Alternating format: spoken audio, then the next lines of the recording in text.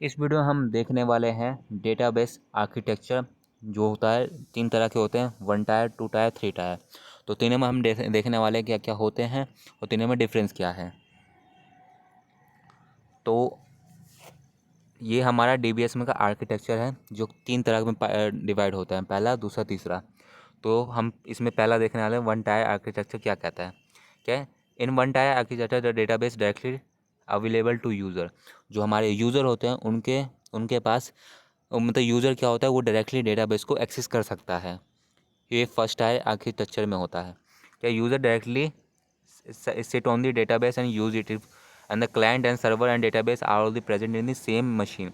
एक ही मशीन में क्या होता है, हमारा क्लाइंट, सर्वर और डेटाबेस तीनों एक ही मशीन के अंदर प्रेजेंट होते हैं, जिससे कि क्लाइंट है वो डायरेक्टली डेटाबेस को एक्सेस कर सकता है। जैसे कि for example, to learn SQL we setup the SQL server and the database on the local host. अगर हम एसक्यूएल सीखते हैं तो हमें एसक्यूएल सर्वर सेटअप करना पड़ता है, जो कि हमारा लोकल होस्ट में, लोकल सिस्टम पे वो कनेक्ट होता है, लोकल सिस्टम पे सेटअप होता है। This enable to use directly interact with the relation database and execute operation. इसमें क्या होता है, जो यूज़र होता है, मतलब यूज़र कह लो या जो हम होते हैं, वो डायरेक्टली हम डेटाबेस के साथ इंटरेक्ट कर पाते हैं। जो हमारा रिलेशन डेटाबेस सिस्टम है उसके साथ हम डायरेक्टली इंटरेक्ट कर पाते हैं। उसमें कुछ ऑपरेशन होते हैं उसको हम एग्जीक्यूट कर पाते हैं। This industry would not use the this architecture and logically go for the 2 tyre and 3 tier architecture. इसमें क्या होता है, फर्स्ट टायर हमारा उतना अच्छा नहीं होता है, तो जो इंडस्ट्रीज़ होती है वो 2 टायर या 3 टायर प्रेफर करती है यूज़ करना। क्योंकि इसमें क्या है, एक ही मशीन में तीनों चीज़ है, क्लाइंट, सर्वर, डेटाबेस, सब एक ही मशीन में। इनके साथ कुछ भी फेलियर होता है तो पूरा सिस्टम क्रैश, पूरा सब कुछ लॉस हो जाएगा डेटा। तो इसलिए हमारा फर्स्ट टायर प्रेफर नहीं करती। ये बहुत पहले होता था, फर्स्ट टायर यूज़ किया जाता था इनिशियली, जब हम डेटाबेस का एवोल्यूशन एक तरह से कह लो वो आया था तब।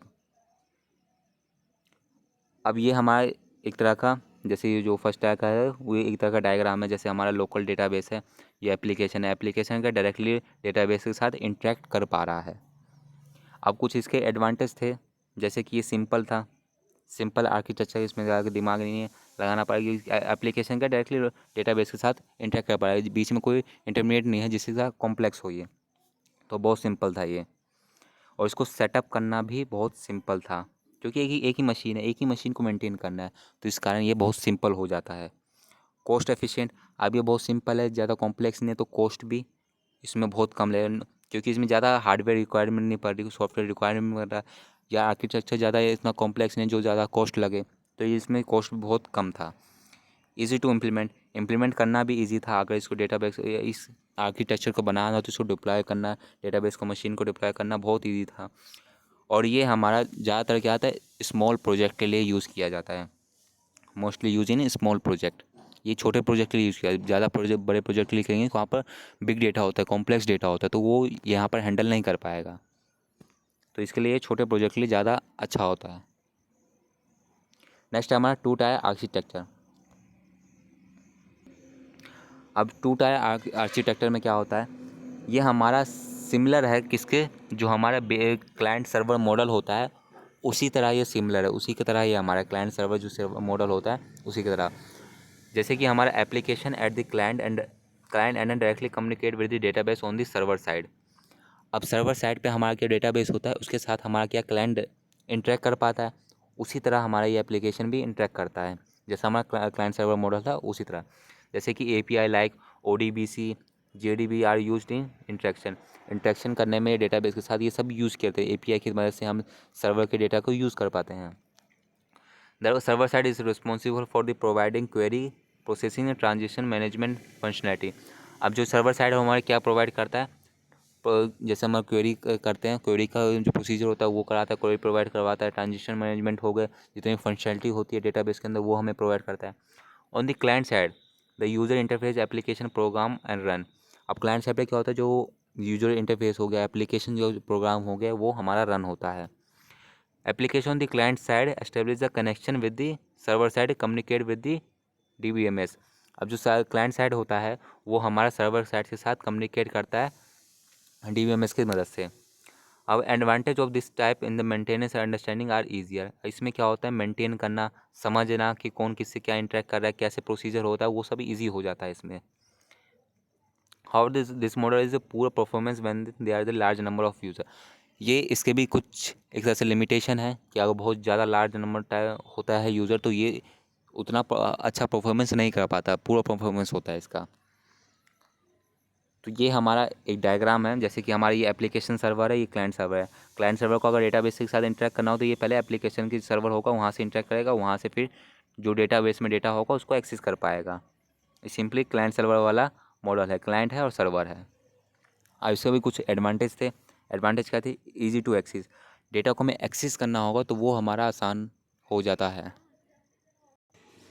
इसमें क्या होता है, जो यूज़र होता है आसानी से डेटाबेस को एक्सेस कर सकता है, और इससे कि जो डेटाबेस का होता है फास्ट होता है, जो भी एक्सेस करते हैं डेटा वो फास्ट होता है। इससे क्या हमारा जो परफॉर्मेंस है थोड़ा इम्प्रूव हो गया है, किससे, जो हमारा फर्स्ट है आर्किटेक्चर था उससे।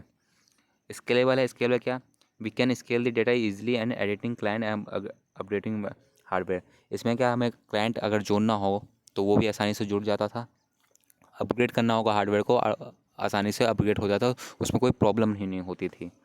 तो स्केलेबल है। लो कॉस्ट, इसका भी कॉस्ट लो था, किससे, 3 टायर से, कि 1 टायर से थोड़ा ज़्यादा था और 3 टायर से कम था। इजी डिप्लॉयमेंट, इसका डिप्लॉय करने का भी इजी था, किससे, 3 टायर से।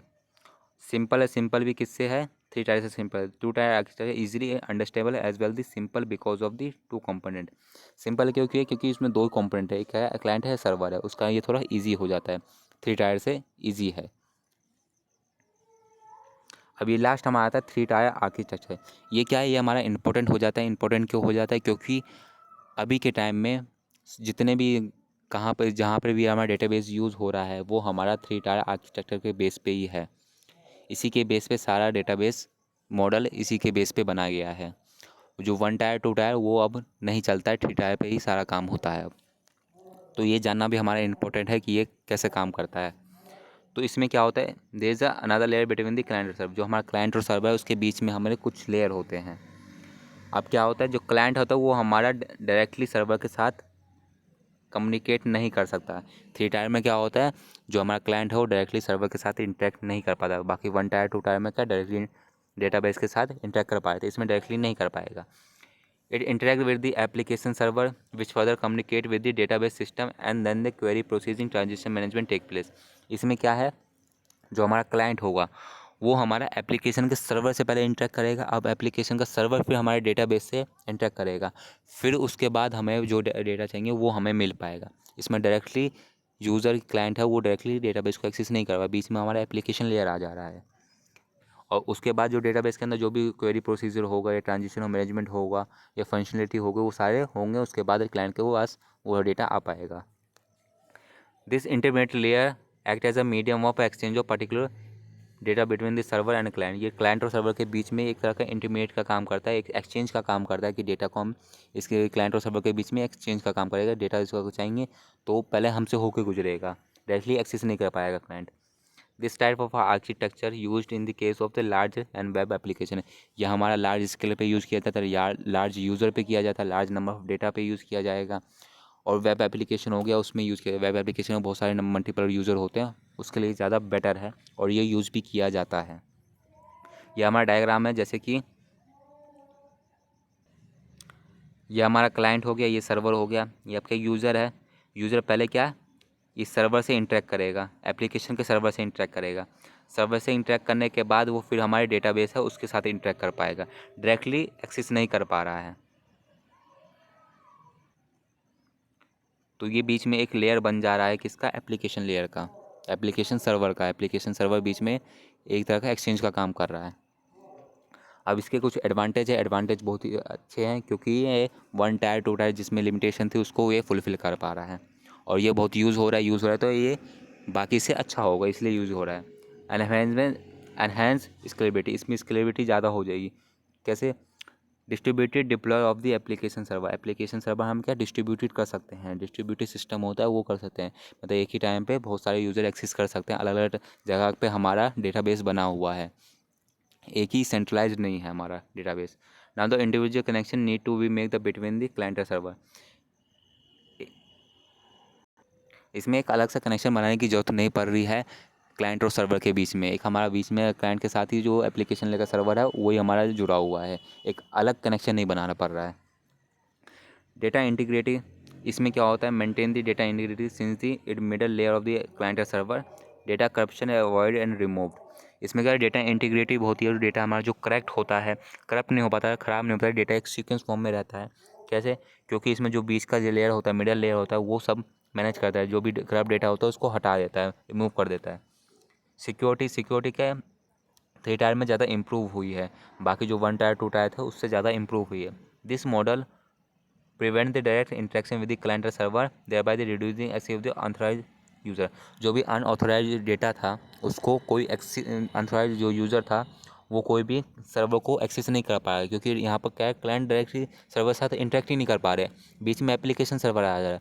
अब एप्लीकेशन सर्वर बीच में फ़िल्टर कर देता है, क्योंकि जो ऑथराइज यूज़र होगा उसी को एक्सेस दे पाएगा सर्वर का, हर कोई नहीं एक्सेस कर सकता, तो इसलिए यहाँ पर सिक्योरिटी हो जाती है। अब इसके बाद देखते हैं डिसएडवांटेज ऑफ 3 टायर। 3 टायर का दो कुछ डिसएडवांटेज भी है, एडवांटेज किसी के होते हैं तो डिसएडवांटेज भी इसके। तो चलिए इसके देखते हैं क्या ये मोर कॉम्प्लेक्स।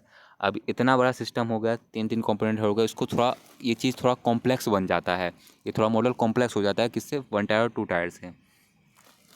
क्या कंपेरिजन तो 2 टायर से ये थोड़ा कॉम्प्लेक्स होता है। कम्युनिकेशन पॉइंट ऑल्सो डबल्ड इन 3 टायर। अब इसमें कम्युनिकेशन जो होते हैं वो थोड़ा डबल हो गया, किससे, 2 टायर से। इसमें क्या कि बीच में एक और लेयर आ गया तो उससे कम्युनिकेशन बढ़ गया। डिफ़िकल्ट टू इंटरेक्ट, अब इसमें क्या है, it become the difficult to short the interaction take place due to presence of the middle layer. अब मिडल लेयर आने के कारण हमारा क्या है, इंटरेक्शन जो होता था क्लाइंट और सर्वर का डायरेक्टली वो कम हो गया, हम डायरेक्टली एक्सेस नहीं कर पा रहे डेटा, बीच में हमें एक प्रोसीजर फॉलो करना पड़ेगा, मिडल का काम कर रहा है, तो हमारा डिफ़िकल्ट हो जाता है डेटा को एक्सेस करना। एक्सेस थोड़ा फास्ट होता है, पर बीच में एक और लेयर बना है तो वो थोड़ा डिफ़िकल्ट करता है कि हम डेटा को एक्सेस कर पाएँ। तो ये हमारा था डिफरेंस बिटवीन 3 टायर आर्किटेक्चर। 1 और 2 तीनों हमने एक्सप्लेन कर दिया विद एडवांटेज और डिसएडवांटेज, और क्या थे, क्या लिमिटेशन थे, क्या कौन सा कहाँ यूज़ होता है वो भी हमने एक्सप्लेन कर लिया। तो इस वीडियो में इतना ही।